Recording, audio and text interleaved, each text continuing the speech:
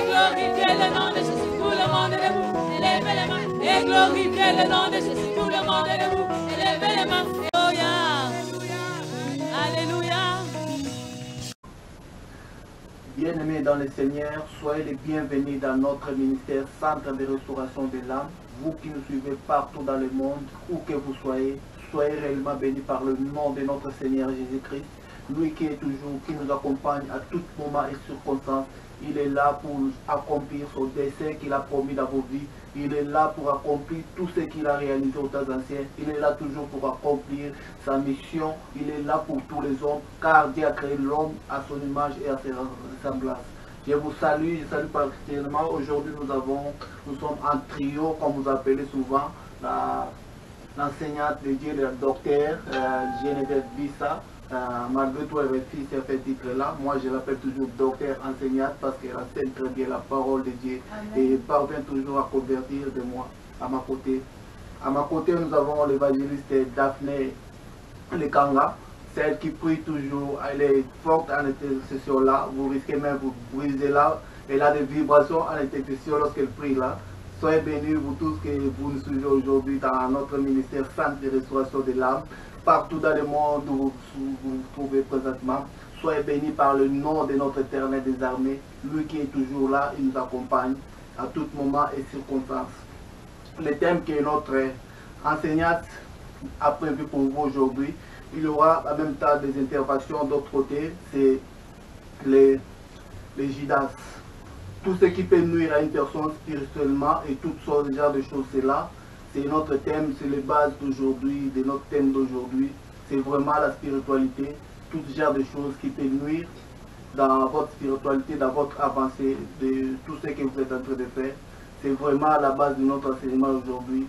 Si je peux la passer directement, mais c'est faire translation de la part de notre ministère, Centre de Restauration de l'âme. Soyez bénis, merci de me passer la parole. Soyez bénis, bienvenus dans le Seigneur qui nous écoutez présentement ici et ceux qui sont un peu plus loin, que Dieu vous bénisse tous. Aujourd'hui, nous aimerons aborder le thème de la marche de Judas avec le Seigneur Jésus-Christ. Chacun d'entre nous qui sommes chrétiens avons un jour dans notre vie décidé de marcher avec le Seigneur. Maintenant, cette marche, ça dépend des pas, ça dépend de la place que nous donnons au Seigneur dans notre marche. Et ça dépend de l'engagement que nous avons avec le Seigneur. Certains engagements peuvent nous conduire à la vie éternelle et certains engagements peuvent nous conduire à la condamnation éternelle. Au-delà de cet engagement-là, nous aimerons considérer les pas de Judas l'Iscariote. Alors, j'ai essayé de regarder un tout petit peu avant que nous passions à nos différentes questions et réponses, qui était Judas. Judas était appelé communément Judas Iscariote, était un habitant de Kériote. Sa ville d'origine était Kériote. Elle est placée au sud de la Judée. Et donc, Iscariote signifie tout simplement homme de Kériote. Et dans les évangiles, Judas est considéré comme l'un des disciples de Jésus-Christ. Et il est dans la lignée des 12 apôtres initiaux que Jésus avait appelés avant que sa place ne fût changée plus tard à cause de son comportement. Et donc, il faisait partie du groupe restreint qui accompagnait Jésus de son vivant quand il a commencé son ministère. Judas est aussi considéré comme l'homme par lequel le grand scandale est arrivé dans le ministère de Jésus, parce qu'il a été celui-là qui a vendu Jésus. Mais avant de considérer que Judas est celui-là qui a vendu Jésus, ou bien considérer les différents pas que Judas a fait dans sa marche avec Jésus, j'aimerais qu'on revienne à l'origine. Avant qu'on ne voie où Judas est tombé, qu'on considère comment Judas a commencé à marcher avec Jésus. Et c'est ça qui va nous aider à comprendre, toi et moi, comment nous devons marcher avec le Seigneur. Alors, qui est Judas? On va se poser on va essayer de répondre à quelques petites questions. Qui est Judas Iscariote? Pourquoi? J'ai donné quelques éléments de réponse, mais je vais encore passer la parole à mes bien-aimés. Pourquoi a-t-il vendu Jésus? Que révèle le geste de Judas par rapport à sa personne, par rapport à son vrai lui? Et quelles sont les mises en garde que ce comportement de Judas peut nous amener à nous qui sommes chrétiens dans notre marche avec Christ. Je vais donc poser la première question. Qui est Judas? Et je vais premièrement m'adresser à notre bien-aimée sœur Daphné et puis consécutivement notre frère Fabrice pourra répondre. Shalom à tous. Alors, qui est Judas? Je vais m'appuyer sur la parole pour pouvoir répondre à cette question. Dans le livre de Marc, chapitre 3, verset 19, il est écrit « Et Judas Iscariote, celui qui livra Jésus ». Donc, Judas ici, il est tout simplement le disciple qu'on considère qui a livré Jésus en fait. La Bible nous décrit, nous révèle Judas comme étant celui en fait qui livre Jésus jusqu'à sa crucifixion à la croix. Amen. Est-ce que le prophète a plus Amen. Je pourrais dire, dans notre vie courante, nous avons toujours eu de Judas. Jésus-Christ savait bien que Judas allait le vendre, mais il a laissé accomplir cela parce qu'il savait qu'il avait une mission à accomplir la volonté de notre Dieu Tout-Puissant et accomplir sa mission sur terre. Ces genres de personnes existent toujours dans ce monde et on les appelle les Judas. Ils sont là toujours à côté de vous. Ils n'apportent pas de bons fruits, mais ils font semblant d'apporter de bons fruits dans votre vie. Vraiment, je dirais plus, il faut savoir distinguer qui est Judas dans votre vie et qui ne l'est pas. Ce n'est pas par des grandes choses que vous allez connaître une personne qui est bonne, c'est dans les petites choses, c'est là qui donne les détails de qui est bon et qui est mauvais. Ce n'est pas réellement dans les grandes choses que vous pouvez connaître la valeur d'une personne qui est bon ou mauvais, c'est dans les petites choses. Jésus-Christ avait déjà des soupçons et il connaissait bien que Judas allait le livrer. Mais il l'a laissé et tellement il avait de bonne foi, il savait bien qu'il devait accomplir une mission, il l'a laissé agir. C'est toute chose dans votre vie, il faut savoir que même s'il y a des Judas dans votre vie à côté, Dieu est toujours là pour vous protéger et accomplir et être derrière vous pour accomplir sa mission. C'est ce que j'allais intervenir par là. Amen. Notre bien-aimé a bien dit les choses. J'apprécie les deux réponses que mes frères ont données. L'un nous a décrit vraiment Judas comme celui-là qui a vendu Jésus. Et l'autre nous a décrit, au-delà de Judas, le vendeur, l'importance que les actes que les Judas qui sont autour de nous peuvent avoir et comment nous positionner par rapport à ces Judas-là. Moi aussi, je voudrais apporter des éléments de réponse à cette question posée. Quand j'ouvre la parole de Dieu dans le livre de Luc chapitre 6, verset 16, Judas nous est présenté comme un traître, celui-là qui a vendu Jésus, comme l'a dit notre sœur. Et il est aussi présenté avant de vendre Jésus. Judas avait une tâche au milieu des disciples. Il était considéré comme celui-là qui gardait l'argent. On peut dire qu'il était considéré comme le trésorier. Ça peut prendre le nom de trésorier. Il peut aussi être considéré comme celui-là qui gardait les caisses financières, comme le ministre des Finances dans le groupe de Jésus, ou bien comme le comptable, parce que c'est lui qui savait combien il y a, qu'est-ce qu'on a fait comme dépense, qu'est-ce qui manque, qu'est-ce qu'on doit pouvoir. Donc, peu importe le titre qu'on peut lui donner, il était le chargé des finances dans le ministère de Jésus. Et à cet effet, j'aimerais attirer notre attention parce que les finances sont un domaine délicat, que ce soit dans le ministère, que ce soit dans l'église, que ce soit dans la famille, que ce soit dans tous les domaines. La preuve, c'est qu'on fait toujours attention et les finances ont toujours révélé certains caractères des hommes qui sont cachés. Et donc, voilà un peu le comportement comment on peut définir Judas. Non seulement il est le traître, il est celui qui a vendu Jésus, mais il était aussi celui-là qui gérait les caisses. Maintenant, j'aimerais nous reposer une autre question par rapport à ce Judas, par rapport à ce que nous avons entendu que Judas est. Qu'est-ce que cela vous révèle sur la personnalité de Judas? On a vu Judas n'a pas seulement été celui qui a vendu Jésus, il a marché avec Jésus pendant 3 ans, mais qu'est-ce que le comportement de Judas, ou bien qu'est-ce que l'acte que Judas a posé vous permet de comprendre sur qui est véritablement Judas?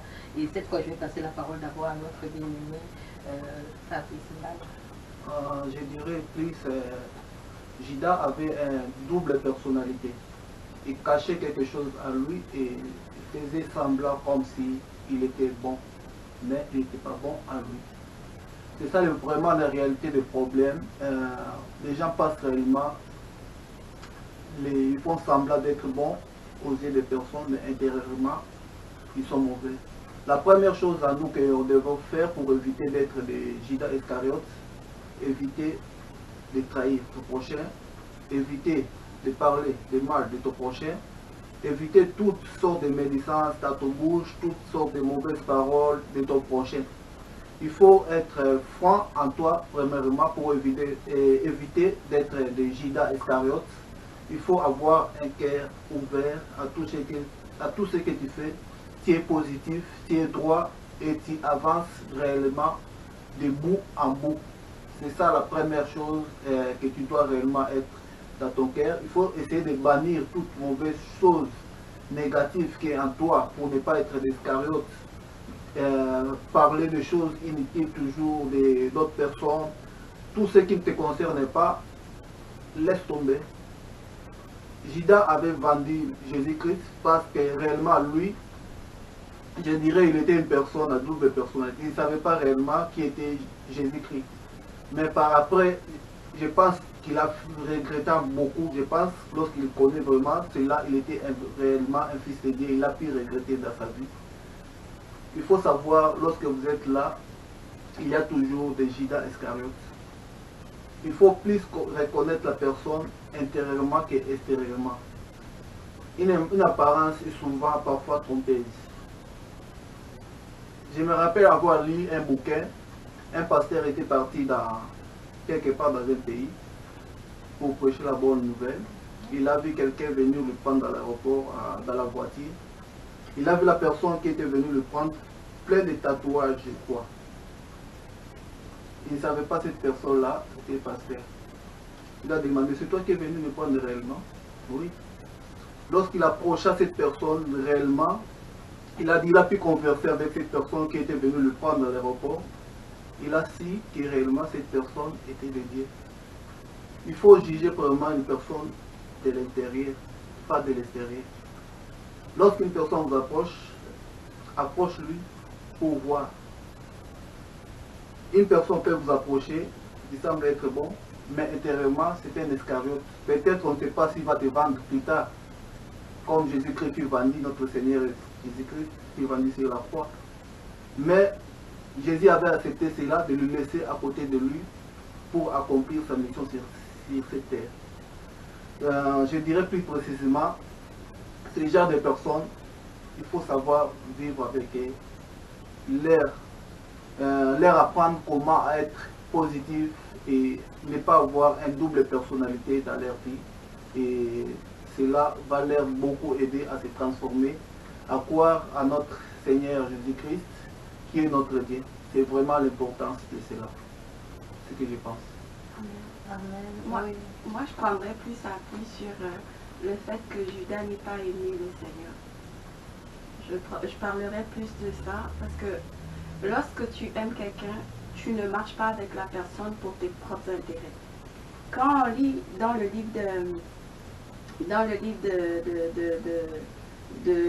de Jean 12, 6, la parole de Dieu nous dit, il disait cela non qu'il se mit en peine des pauvres, mais parce qu'il était voleur et que, tenant la bourse, il prenait ce qu'on y mettait. Donc Judas, son intérêt lorsqu'il marchait avec Christ, ce n'était pas parce qu'il aimait le Seigneur, ce n'était pas parce qu'il avait compris la mission du Seigneur, ce n'était pas parce qu'il était prêt à se donner pour le Seigneur. Il est venu marcher avec le Seigneur parce qu'il avait son intérêt à lui. Déjà qu'il gérait les finances, comme notre bien-aimé ici nous a dit, que c'est lui qui gérait les finances. Donc lui, il voyait son intérêt à lui. Gérer l'argent là, regarde, je peux piocher dedans pour faire ce que j'ai envie de faire. Donc, je m'appuie plus sur cet aspect de Judas là. Est-ce qu'il aimait vraiment Christ? Parce que lorsque tu aimes quelqu'un, tu es prêt à suivre ce que la personne dit, tu es prêt à te donner, tu es prêt à tout délaisser pour la personne. Mais du fait que lui, c'était son intérêt à lui, dans le fond, un peu, on pourrait parler ici de l'égoïsme. Moi, je suis là, ok, je vais profiter de la situation, je vais profiter de l'occasion pour pouvoir, dans le dos, faire mes affaires à moi. Comme notre bien-aimé nous a dit ici, c'est comme une double personnalité. Ok, je suis avec toi, Mais moi, en dehors de ça, je sais que toi, tu peux m'emmener loin. Toi, tu peux me permettre d'acquérir la richesse. Toi, tu peux... Donc, je vais profiter de toi. Au lieu de t'aimer pour ce que tu es, je vais t'aimer pour ce que tu peux m'apporter. Ça, c'est un autre une autre facette de Judas qu'on peut révéler par rapport à la question qui nous a été posée. Ok, je suis tellement bénie de vos participations. Nous voyons un côté double. Judas est quelqu'un de double parce qu'il a une double personnalité. Il montre une personnalité première comme quelqu'un qui est sérieux, qui gère les finances, mais au travers de ses finances, il a ses projets personnels. En fait, il agit comme un parasite. Et le comportement parasite se montre dans le fait qu'il pioche, on le reproche de voler de temps en temps dans les caisses et dans le fait que après il va se révéler comme celui-là qui va vendre le Seigneur, d'où sa double personnalité. Mais moi je reviens, j'aimerais revenir, j'aborde dans les deux sens, mais j'aimerais revenir à la source. C'est que lorsque Judas a commencé à marcher avec le Seigneur, il avait ces caractères-là.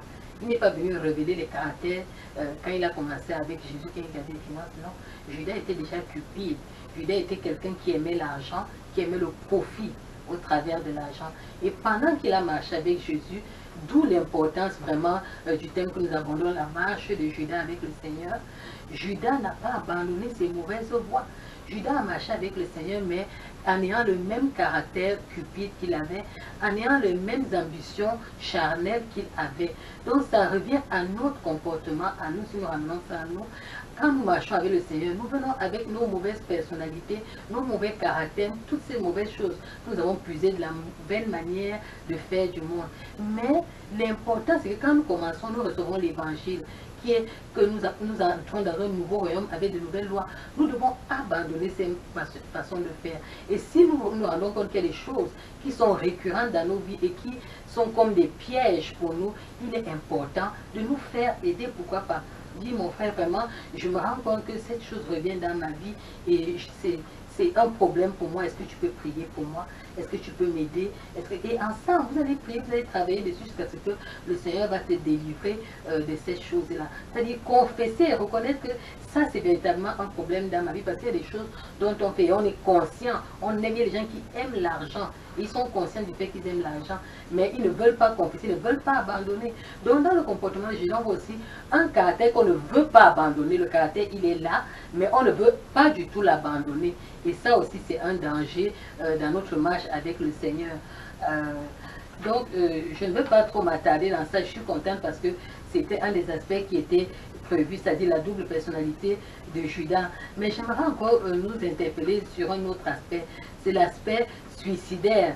Dans les évangiles, on parle du fait que Judas s'est suicidé dans Matthieu, précisément dans Matthieu 27, verset 5. Bien que dans la liste des actes, on dit aussi qu'il est tombé et puis son ventre s'est ouvert. J'aimerais vous interpeller, j'aimerais savoir ce que vous pensez de ce comportement suicidaire qu'a eu Judas après son acte. Je dirais que le comportement suicidaire, ce n'est pas dit à quelque chose qui se sentait réellement à lui ce qu'il a fait, ce n'était pas bon. C'est un comportement qui n'est pas réellement bon et c'est là qui lui a poussé à faire cela. C'est pour comment je pourrais dire, c'est laisser toute chose pour qu'il puisse se sentir à l'aise. Il est parti se soutenir, mais dans le cas ce n'est pas bon. Lorsqu'une personne est Judas dans notre vie courante, il faut qu'il puisse d'abord se transformer. Lorsqu'il va se transformer, et cela va lui apporter le bonheur, tout genre de choses dans sa vie qui puissent lui mener vers la bonne directive. Il ne faut pas laisser ce genre de personnes aller vers les suicides, je dirais plus, aller vers du côté mauvais que d'aller vers du côté bon. C'est ça le suicide. Il faut donc essayer de transformer ce genre de personnes qui puissent aller non pas dans le suicide, dans le bon, dans le mauvais côté, mais qui puissent aller dans le bon côté, dans le voie de notre Seigneur Jésus-Christ, qui est d'aller dans le suicide, dans le mauvais côté. Toutes choses qu'ils sont en train de faire là, c'est ça le suicide. C'est ça qui amène à suicide et ça va te mener dans une chose dont tu ne peux pas connaître. Dans ce que nous parle du suicide là, c'est vraiment toute chose néfaste que vous êtes en train de dire, de trahir, toutes choses là vous amènent à la suicide. C'est ça réellement ce que j'ai pu comprendre par là. Moi, on pourrait voir une autre facette que Judas n'a pas su accepter l'amour de Christ, l'amour pardon en fait. Il n'a pas su saisir le pardon de Christ parce que Christ nous pardonne en tout temps. Il nous pardonne à tout instant. Donc, le fait déjà de se repentir, c'était une bonne action, c'était une bonne chose. Mais de là, se repentir et puis dire que j'accepte, en fait, c'est le manque d'acceptation que, oui, j'ai commis une erreur, j'ai commis quelque chose, mais je ne vais pas me détourner. Je vais plutôt accepter le pardon comme offre, accepter et revenir. Il y a ce côté-là que je vois. Et il y a une autre facette aussi qui me vient tout de suite, que il n'a pas su résister aussi à la tentation parce que l'ennemi était déjà en lui. C'est vrai, il y a eu la repentance, mais il n'empêche que notre ennemi est toujours là pour nous pousser à bout afin qu'on puisse demeurer dans la culpabilité. Donc c'est cet aspect-là aussi de Judas que je veux faire ressortir, quoi. Il est resté dans la culpabilité qui l'a emmené au suicide. Ok. Ben, c'est vrai ce que vous dites, en ce sens, en parlant du suicide, l'esprit suicidaire de Judas, que après sa repentance, après qu'il ait compris que son acte était mauvais, il aurait pu revenir, revoir même les disciples. C'est vrai que les disciples étaient fâchés. Et c'est quand vous assimilez, j'aime bien le côté où vous assimilez à nous-mêmes, c'est-à-dire quand nous avons posé un acte qui, aux yeux des hommes, peut paraître mauvais, comme l'acte de vendre le Seigneur ici, il est important de demander pardon, mais après avoir demandé pardon, il est important de se pardonner soi-même. Parce que si on n'accepte pas de se pardonner soi-même, on aura toujours cette culpabilité-là, et c'est ça qui va nous ranger. L'ennemi peut utiliser ça pour nous détruire. Mais j'aimerais revenir sur d'autres aspects. Moi, quand je regarde le comportement de Judas, je vois, on dit que c'est quelqu'un qui volait dans les caisses, on dit que c'est quelqu'un qui était un traître, on dit que c'est quelqu'un qui était cupide. Et c'est trois traits de caractère que l'on retrouve chez Judas quand nous lisons les Saintes Écritures, quand nous lisons la Bible précisément. Mais ce que j'aimerais dire ici, quelque part dans la même Bible, il nous indique que Judas a été appelé dans Jean chapitre précisément, dans Jean chapitre 6, verset 70 à 71, il dit « Un de vous est un démon ». Et ce que je veux remarquer, c'est que Judas, quand le Seigneur disait que c'est moi qui vous ai choisi, mais l'un de vous est un démon, Judas n'a pas commencé à être démon. Quand le Seigneur vient d'appeler démon ici, là, il y avait des choses dans la vie de Judas qui étaient des portes ouvertes. Et quand ces portes ouvertes-là sont arrivées, quand ces portes ouvertes-là ont été mises en place, alors le diable a pu se servir de lui et le posséder, maintenant jusqu'à le pousser d'aller vendre le Seigneur. Ce que je veux dire, c'est qu'il y a des choses dans nos vies qui peuvent être là, nous prenons plaisir à ce qu'elles soient là, apparemment ça ne nous dérange pas. Mais ces choses, ces portes ouvertes dans nos vies-là, peuvent être des dangers qui peuvent nous conduire justement à la perdition, ou bien des portes ouvertes à des démons pour nous posséder. Et ça, nous devons faire attention. Alors, ce que je veux dire, j'aimerais qu'on revienne d'abord sur le fait que Judas a vendu le Seigneur. Selon vous, pourquoi Judas a vendu le Seigneur? Si vous pourront poser la question, quelqu'un vous arrête dans la route et vous dit, bien, il paraît que Judas a vendu le Seigneur, mais pourquoi a-t-il vendu le Seigneur? Que lui répondez? Peut-être il avait une manque de connaissance qui était réellement Jésus-Christ qui est devant lui. C'est pour cela qu'il s'est comporté de cette façon-là. Mais si réellement tu connais qui est Seigneur Jésus-Christ, le Créateur du ciel et de la terre, il ne devait pas agir de cette façon-là. Il devait suivre la voie des autres disciples comme il suivait, comme Seigneur Jésus-Christ. Il devait faire cela aussi. Mais comme ils ne connaissent pas réellement qui est Jésus-Christ, c'est ce comportement qu'il agissait de cette façon-là. Ok. Avant de répondre à cette question, je veux d'abord définir c'est quoi la cupidité. Selon le dictionnaire, selon Larousse, j'ai pris la définition là-dessus, on dit c'est un désir violent et immodéré de jouir ou de posséder quelque chose. Donc, moi je pense que Judas était tout simplement cupide, avide en fait, parce que si on voit qu'il marchait avec le Seigneur pour son intérêt, donc c'est un peu ça qu'il a, comment dirais-je, Qu'il a poussé voilà, qu'il a poussé à cela, quoi. Okay. Donc pour toi, c'est son désir cupide. Exactement. Bien, son désir cupide, on peut le voir aussi dans Jean chapitre 12, verset 6, où il demande combien vous allez me donner si je vous livre le Seigneur. Donc quelque part, pour lui, trahir Jésus, il voulait toujours en gagner. À tout prix, il voulait avoir des gains au point où il se dit, ok, je vais trahir le Seigneur, mais donnez-moi quelque chose afin que je gagne quelque chose. Et je m'accorde aussi avec ce que Fabrice a dit, qui ne connaissait pas véritablement le Seigneur. Parce que s'il connaissait le Seigneur, écoute, là, il ne l'aurait jamais vendu. S'il avait vraiment, c'est-à-dire, vous voyez, ça revient encore à ce que je disais dès le départ, c'est-à-dire, quand tu marches avec le Seigneur, tu ne sais même pas pourquoi tu marches avec le Seigneur. Tu marches avec le Seigneur pour tes propres intérêts, tu ne comprends pas le message de l'évangile, le message du salut de l'évangile, la bénédiction accordée dans le message de l'évangile qui est la vie éternelle. Tu ne connais pas la direction que tu dois prendre. Parce que quand nous voyons bien, nous voyons que la direction que Judas a pris était opposée. Il ne connaissait pas que Jésus, et pourtant Jésus se définissait et s'est défini comme la vie éternelle, le chemin, la vérité et la vie éternelle. Mais Judas, apparemment, c'est comme s'il était là. Il était présent pendant les enseignements de Jésus, mais tout se passe comme s'il ne comprenait rien. Et nous avons, c'est un caractère que nous avons. Nous sommes là, nous lisons les évangiles chaque jour. Nous comprenons.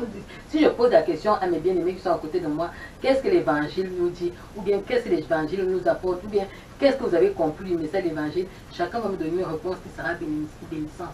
Mais au-delà des réponses, qu'est-ce que vous mettez en application par rapport au comportement comme la visité que nous voyons ici, la cupidité, comme le vol, la traîtrise, qui sont dans les caractères des hommes, souvent plus ou moins. Est-ce que ce sont des choses que nous travaillons? Est-ce que le message de l'évangile vient toucher notre moi, vient toucher notre propre personnel, notre homme intérieur, pour nous amener au changement, afin que notre marche avec le Seigneur n'aboutisse pas comme à celle de Judas? C'est une autre question qui est importante et ça m'amène à la dernière question que j'aimerais nous poser. Quelles sont donc les mises en garde que vous pouvez tirer de la marche de Judas avec le Seigneur Jésus? Voilà la question. Par rapport à ta question posée là, le comportement qu'on doit tirer les mises en garde par rapport au Judas qui se trouve réellement dans nos vies, c'est d'agir avec sagesse et prendre des précautions nécessaires pour ne pas tomber dans un trou lorsque vous connaissez que cette personne-là c'est un Judas. Il faut vraiment agir avec sagesse, non pas agir avec l'intelligence. Vous pouvez agir avec l'intelligence s'il y a quelque part qui n'a pas de sagesse, c'est vraiment trop dur pour toi et d'agir avec ce genre de personnes. Il faut combiner l'intelligence et la sagesse pour agir avec ce genre de personnes et prier pour ce genre de personnes qui puissent se repentir dans leur vie, qui puissent suivre la bonne voie et ne pas être double face. Intérieurement il est bon, or intérieurement à lui il n'est pas bon, il trahit, il fait de mauvaises choses, il fait ceci, cela. Cela n'est pas bon dans la vie des enfants de Dieu. Il faut premièrement agir avec sagesse, prier pour ce genre de personnes qui puissent transformer leur vie et croire premièrement au nom du Seigneur Jésus-Christ qui est sauveur et lui qui bannit toutes choses. Toutes ces choses-là, la personne ne peut pas bannir ça. Du coup, il va commencer à bannir ça au fur et à mesure et avancer dans sa voie du Seigneur Jésus-Christ. C'est ça ce que je vois de cela. Bon, des mises en garde pour ne pas marcher ou tomber dans le même caractère que Judas ici. On pourrait voir un peu le côté de la repentance véritable et sincère. Parce que sans repentance véritable et sincère, c'est sûr qu'on ne peut pas marcher convenablement avec le Seigneur et on ne peut pas laisser le Seigneur nous transformer véritablement. Donc, premièrement, c'est vraiment d'accepter Christ comme Sauveur et Seigneur et d'accepter d'abandonner totalement notre vie à Christ, de renoncer à soi. Et dans le renoncement à soi, la parole est claire, elle nous demande de porter notre croix. Notre croix, ça veut dire chaque jour, on doit se se dépouiller. Le vieil homme, il doit partir. S'il y a encore des choses qui insistent, qui persistent, que le Seigneur pointe du doigt, c'est de vraiment rentrer en prière ou avoir la solution, comme notre bien-aimé nous a dit ici, d'aller voir des personnes qui peuvent nous aider. Si on voit qu'un comportement est récurrent, qu'on n'est pas capable, qu'on n'arrive pas à le faire, c'est de demander de l'aide, aller chercher de l'aide et de s'appuyer surtout sur le Seigneur et croire déjà que le Seigneur est capable de faire, non pas par notre propre force, mais avoir vraiment la foi que le Seigneur nous transforme. Le Seigneur est là pour nous aider, pour ne pas tomber dans de tels comportements. Et pour ceux qui font face au Judas, c'est vraiment de manifester l'amour de Christ, se revêtir du caractère de Christ face à ces personnes-là. Comme Christ a réagi avec Judas, je pense que tout chrétien, s'il distingue ou constate un Judas autour de lui, c'est de manifester afin que le Judas à côté de lui ne soit pas le Judas qui finit par se suicider, mais que ce soit le Judas qui revienne à Christ et qui donne véritablement sa vie à Christ en manifestant le caractère de Christ. Et comme a dit notre bien-aimé ici, notre frère Fabrice, c'est de prier pour la personne, intercéder pour la personne afin que la personne puisse revenir à Christ. Parce que Christ nous dit dans sa parole qu'il n'est pas venu pour perdre les brebis, mais il est venu pour les sauver. Donc c'est un peu ça les quelques mises en garde que je peux apporter ici. Merci pour vos deux interventions. Mais je pense que l'autre élément qu'on pourra ajouter aux mises en garde, c'est par rapport à nous-mêmes, parce que le message de la marche du Judas ici s'adresse premièrement à nous. Il est facile de discerner les comportements inadéquats chez notre prochain, mais il est plus difficile de les discerner en nous. Et je pense que dans les mises en garde, puisque la marche de Judas nous donne ici, c'est vrai que premièrement nous-mêmes, pendant que nous marchons avec le Seigneur, nous ayons ces temps-là où nous pouvons aller nous asseoir au pied du Seigneur et nous examiner. Le faire, ça peut être journalièrement, le faire quotidien, le faire d'une manière hebdomadaire, c'est-à-dire à la semaine ou bien chaque mois, faire des petits bilans. En faisant ces bilans-là, ou bien en observant comment tu as marché dans la journée, le Seigneur pourra t'enseigner au travers du Saint-Esprit ce qui manque, ce qui est juste, ce qui n'est pas juste, ce que tu as fait qui est agréable à Dieu, ce que tu as fait qui n'est pas agréable à Dieu. Et si tu te rends compte qu'il y a un comportement qui revient à plusieurs fois, vraiment prendre le temps, comme je l'ai déjà dit par le passé, de le travailler afin que ta marche avec Dieu, certes entachée de tes péchés, soit épurée et que tu marches, tu parviennes à la stature parfaite de l'homme fait à Christ. Alléluia. Fait que voilà un peu les éléments que nous pouvons apporter. Je vais faire un dernier tour en demandant à chacun s'il avait quelque chose à ajouter par rapport à ce que nous avons partagé aujourd'hui.